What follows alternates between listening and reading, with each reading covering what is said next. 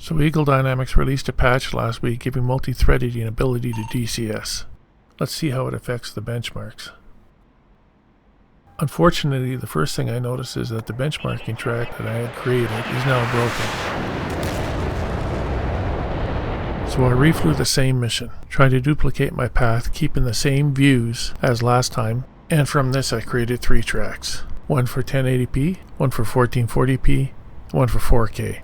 This time I ran the benchmarks on 3 different systems.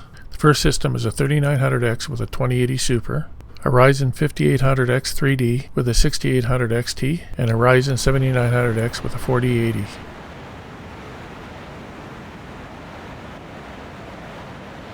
Before we go on to the numbers, I'd like to explain a couple of things first. Firstly, all that's needed for the brain to perceive smooth animation is 30 frames per second. The second thing, and I think a little bit more important, is percentiles. For example, the 1 percentile is not 1% of the average, but it represents a position within a dataset. What it means is at the 1% mark in the dataset, all other values are above this value. For me, the minimum value I like to shoot for is 30 frames per second at the 5, ideally 30 frames per second at the 1 percentile. If my 1% percentile is at 30 frames per second or greater, that means 99 out of 100 frames will appear smooth to me. Now on to the benchmarks.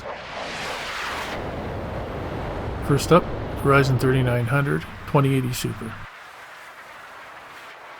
Some pretty good averages here.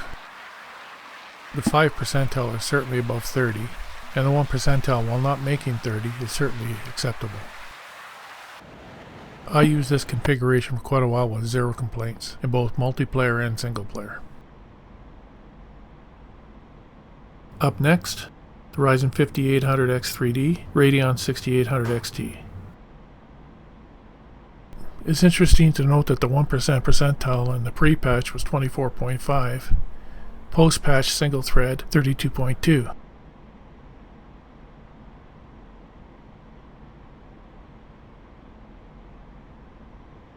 Last but not least, the Ryzen 7900X, the GTX 4080.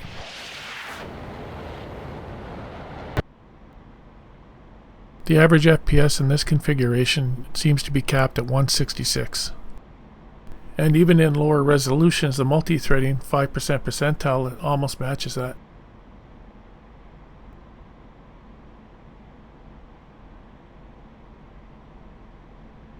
This chart illustrates the differences between single and multi-thread mode. Both minimum and average thread load rise when we change from single to multi-thread. This is exactly what it's supposed to do.